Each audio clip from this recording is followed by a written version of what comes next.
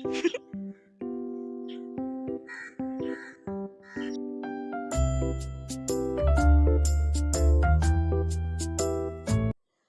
Friends, welcome to Shifani vlogs. இது Monday morning. நான் வந்து என்னோடய மார்னிங் வேலைகளை எப்படி மேனேஜ் பண்ணி டைம் மேனேஜ்மெண்ட் எப்படி பண்ணுறேன் அப்படின்றது தான் இந்த வ்ளாகில் காட்ட போகிறேன். இப்போ வந்து மணி 7 மணிக்குனா நான் எந்திரிச்சிருக்கேன்.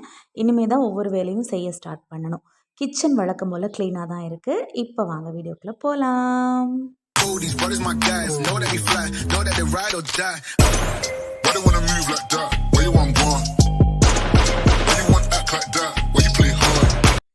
இன்றைக்கி காலையில் டிஃபனுக்கு வந்து இட்லியும் புதினா சட்னி தான் வைக்கணும்னு பிளான் பண்ணியிருக்கேன்.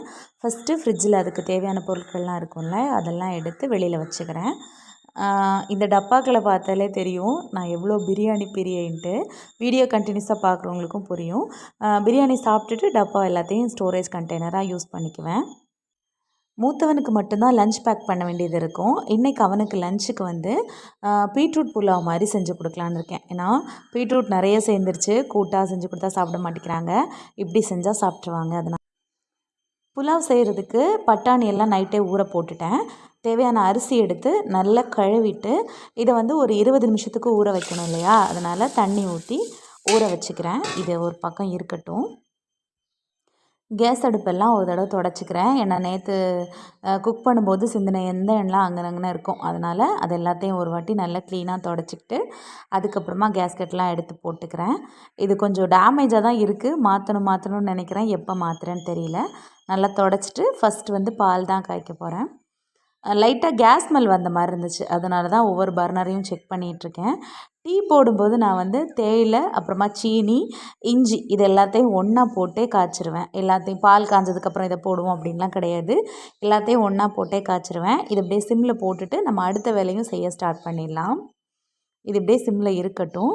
இதோடு சேர்த்து இட்லி செய்யணும்னு சொல்லியிருந்தேன் இல்லையா, அதனால் இட்லிக்கு தேவையான அளவுக்கு இட்லி பாத்திரத்தில் தண்ணியும் வச்சுட்டு அதோட இட்லி மாவும் நான் ஊற்றி எடுத்து வச்சுட்டேன். இனிமேல் வெளியில் கொஞ்சம் வேலை இருக்குது, அதை போய் பார்க்கலாம். இது ரெண்டும் ரெடி ஆகட்டும். டீயை வந்து சிம்மில் போட்டிருக்கனால பக்கத்தில் நிற்கணும்னு இல்லை. இட்லியுமே 10 நிமிஷத்தில் குக் ஆகிடும். அதனால் அதுவும் கிட்ட நிற்க வேண்டியதில்லை. துணி துவைக்கணும். வாஷிங் மிஷின் வந்து வேலையாகி 3 மாதத்துக்கு மேலேயே ஆயிடுச்சு. இப்போதைக்கு இதை வந்து லாண்ட்ரி இதாக தான் யூஸ் பண்ணிகிட்ருக்கேன். குழந்தைங்க வந்து பெட்டில் யூரின் போகிறனால பெட்ஷீட் வந்து எனக்கு வீக்லி 2 டைம்ஸ் துவைக்கிற மாதிரி இருக்கும். நிறைய பெட்ஷீட் இருக்கனால பெட்ஷீட்டும் சேர்ந்துருச்சு. இன்றைக்கி வந்து குழந்தைங்களோட துணி மட்டும்தான் நான் துவைக்க போகிறேன். வழக்கமாக துவைக்கும்போது குழந்தைங்களோட துணி எங்களோட துணி சேர்த்து தான் துவைப்பேன். சேர்த்துன்னா ஃபஸ்ட்டு குழந்தைங்களோட துணியை துவைச்சிட்டு அதுக்கப்புறமா எங்களோட துணி துவைப்பேன். பட் இன்றைக்கி நிறைய இருக்கிறதுனால இன்றைக்கி குழந்தைங்களோட துணியை மட்டும் துவைச்சிட்டு நாளைக்கு வந்து எங்களோட துணியை துவைக்கலாம் அப்படின்னு பிளான் பண்ணியிருக்கேன். அதனால் 2 துணியுமே செப்பரேட்டாக எடுத்து வச்சிட்ருக்கேன். நம்ம வீட்டில் வளர்த்த பப்பி வந்து கன்சீவாக இருந்துச்சு. எப்போ டெலிவரி ஆகும்னு பார்த்துட்டே இருந்தோம். இன்றைக்கி 6ஆம் தேதி விடிய காலம் தான் 4 குட்டி அழகாக போட்டிருக்கு. துணியுமே ஊற வச்சுட்டேன். இனிமேல் கிச்சன் வேலையை கவனிக்க வேண்டியதான். புதினா சட்னி வைக்கிறதுக்கு கடாய் வச்சு எண்ணெய் ஊற்றிட்டு இதில் வந்து உளுந்தம்பருப்பு, அப்புறமா கடலைப்பருப்பு சேர்த்துருக்கேன். கொஞ்சமாக சீரகம். இதை லைட்டாக பொன்னிறம் ஆகிற வரைக்கும் லைட்டாக வதக்கி விட்டுக்கோங்க. அதுக்கப்புறமா காரத்துக்கு தகுந்தாப்பில் பச்சை மிளகா சேர்த்துக்கிறேன். வரமிளகாவும் சேர்த்துக்கலாம், பட் கலர் சேஞ்ச் ஆகிடும். அதனால் பச்சை மிளகாவையும் சேர்த்துக்கோங்க. காரத்துக்கு தகுந்தாப்பில் சேர்த்துக்கோங்க. நான் வந்து இன்றைக்கி 3 பச்சை மிளகா சேர்த்துருக்கேன். இதையும் ஒரு வாட்டி நல்லா கலந்து விட்டுக்கலாம். கலந்துட்டு தேவையான அளவு புளி சேர்த்துக்கோங்க. இதில் வந்து புளி கொஞ்சம் தூக்கலாக இருந்தால் நல்லாயிருக்கும். அதனால் நான் கொஞ்சம் தூக்கலாகவே சேர்த்துருக்கேன். ஒரு கைப்பிடி அளவுக்கு புதினா, கொத்தமல்லி. புதினா கொஞ்சம் அதிகமாகவும் கொத்தமல்லி கொஞ்சம் கம்மியாகவும் சேர்த்து ஒரு கைப்பிடி அளவுக்கு போட்டுட்டு இதோட கொஞ்சமாக திருகின தேங்காயும் சேர்த்துருக்கேன். இதை நல்லா வதக்கி விட்டுக்கோங்க. புதினா கொத்தமல்லி நல்லா வதங்குற வரைக்கும் வதக்கி விட்டுட்டு கொஞ்சம் நேரம் ஆற வச்சுக்கலாம். ஆற வச்சு தான் நம்ம அரைச்சி எடுக்கணும். நம்ம வதக்குனது நல்லா ஆறுனதுக்கப்புறம் மிக்ஸி ஜாரில் தேவையான அளவு உப்பு சேர்த்து நல்லா அரைச்சி எடுத்துக்கோங்க. இந்த மாதிரி புதினா சட்னியும் இட்லியும் ரெடி ஆயிடுச்சு. பீட்ரூட் புலாவ் செய்கிறதுக்கு குக்கர் வச்சு எண்ணெய் ஊற்றிட்டு இதில் வந்து சீரகம், ஒரு பெரிய வெங்காயம், ஒரு 2 பச்சை மிளகா, அப்புறமா இடித்த இஞ்சி பூண்டு பேஸ்ட்டு இது எல்லாத்தையும் சேர்த்து நல்லா ஒரு வாட்டி வதக்கிக்கலாம். இஞ்சி பூண்டு பேஸ்ட் வந்து குக்கரோட ஒட்டும். அதனால் ரொம்ப லேட் ஆகாது. லைட்டாக வதக்கி விட்டுக்கோங்க. வதக்குனதுக்கப்புறமா நான் இந்த மாதிரி கட் பண்ணி வச்சுருக்க பீட்ரூட் சேர்த்துக்கிறேன். நான் இன்றைக்கி வந்து 3 பீட்ரூட் எடுத்திருக்கேன். உங்களுக்கு பீட்ரூட் கம்மியாக வேணும் அப்படின்னா நீங்கள் ஒரு பீட்ரூட் கூட செய்யலாம். இது வந்து கொஞ்சம் கலர் சேஞ்சாக ரெட் கலரில் இருக்கும் ரைஸு. குழந்தைங்களும் விரும்பி சாப்பிடுவாங்க. நல்லா வதக்கி விட்டுக்கோங்க பீட்ரூட்டை சேர்த்துட்டு. நல்லா வதக்கிட்டு ஊற வச்ச பச்சை பட்டாணி இருக்குல்ல அதையும் சேர்த்துக்கிறேன். நீங்கள் வந்து ஊற வைக்காமல் நார்மல் பட்டாணி அது கூட சேர்த்துக்கலாம், அதுவும் நல்லா தான் இருக்கும்.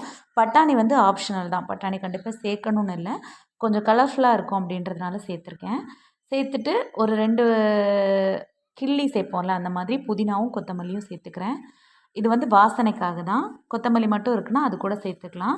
இதோட நீங்கள் பட்டை, கிராம்பு, ஏலக்காய்லாம் முழுசாக போட்டு வதக்குனீங்க அப்படின்னு சொன்னால் ஒரு மாதிரி பிரியாணி டேஸ்ட்லேயே இருக்கும். என்கிட்ட அது இல்லை அப்படின்றதுனால நான் சீரகம் மட்டும் சேர்த்து தான் வதக்கினேன். 1 கப் அரிசி எடுத்திருந்தேன், சாப்பாட்டு அரிசி தான். அதுக்கு வந்து 2 கப் தண்ணி ஊற்றிக்கிறேன். தண்ணி ஊற்றி ஒரு வாட்டி நல்லா கலந்துட்டு இந்த சாப்பாட்டுக்கு தேவையான அளவு இப்போ நம்ம உப்பு சேர்த்துக்கலாம். உப்பு சேர்த்துட்டு அதையும் ஒரு வாட்டி நல்லா கலந்து விட்டுக்கோங்க.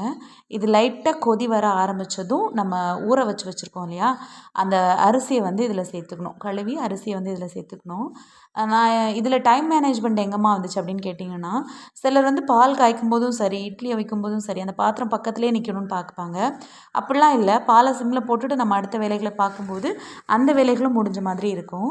லைட்டாக கொதி வந்ததும் குக்கரை வந்து க்ளோஸ் பண்ணிட்டேன். இப்போ என்ன பண்ணிகிட்ருக்கேன்னா, நம்ம ஃபஸ்ட்டு ஃப்ரிட்ஜிலேருந்து எடுத்தோம்ல அந்த பொருளெல்லாம் மறுபடியும் ஃப்ரிட்ஜில் அரேஞ்ச் பண்ணிகிட்ருக்கேன். சாப்பாடு வந்து ஒரு பக்கம் ரெடி ஆகிட்டுருக்கு, குழந்தைங்களும் எந்திரிச்சிட்டாங்க. இவங்கக்கிட்ட ப்ரஷ்ஷை கொடுத்து ப்ரஷ் பண்ணிட்டு வர சொல்லிட்டேன். புதினா சட்னிக்கு வந்து தாளிப்பு ரெடி பண்ணிகிட்ருக்கேன். தாளித்து ஊற்றிட்டோன்னா அதுவும் ரெடி ஆகிடும். சூப்பராக சிம்பிளாக ரெடி ஆகிடுச்சு. அடுத்ததாக side by side counter top cleaning வேலை தான் பார்த்துக்கிட்டு இருக்கேன். இந்த டைம் சமைக்கிறப்ப கொஞ்சம் பாத்திரம் வரும்ல, அதையும் சேர்த்து கழுவுறதுக்காக எடுத்து போட்டுட்டேன்.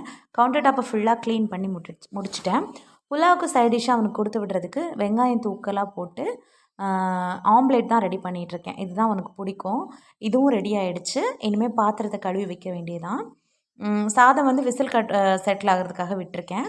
பாத்திரத்தை ஃபுல்லாக கழுவி வச்சிட்டோன்னா பாத்திரம் கழுவுற வேலையுமே சைட் பை சைட் முடிஞ்சிடும். இதுவும் ஒரு வகையில் முடிஞ்சிருச்சு. பாத்திரத்தையும் ஃபுல்லாக கழுவியாச்சு. அடுத்ததாக வந்து ஈவினிங் அரைக்கிறதுக்காக ஆப்பத்துக்கு ஊற போட்டிருக்கேன்.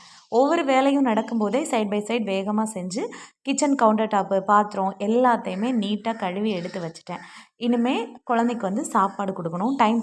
டைம் வந்து 8:30 ஆகிடுச்சு. இனிமேல் குழந்தைக்கு சாப்பாடு கொடுக்க வேண்டியதான். மூத்தவன் மட்டும்தான் டிஃபன் சாப்பிட்டுட்டு போவான், பொண்ணு வந்து ஸ்கூல்லேயே சாப்பிட்டுக்குவா.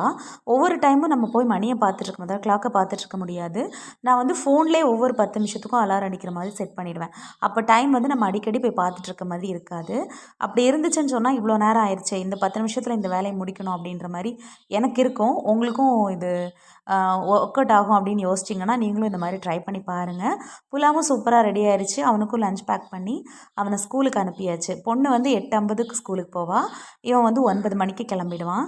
அதோட துணி எல்லாமே துவைச்சி போட்டுட்டேன். சின்ன பையனுக்கு சாப்பாடும் கொடுத்து துணி எல்லாமே துவைச்சி போட்டுட்டேன். எல்லா வேலையும் ஒரு 10:30க்குள்ளே முடிஞ்சிருச்சு. இனிமேல் சின்னவனை பால்வாடிக்கு அனுப்ப வேண்டியதான்.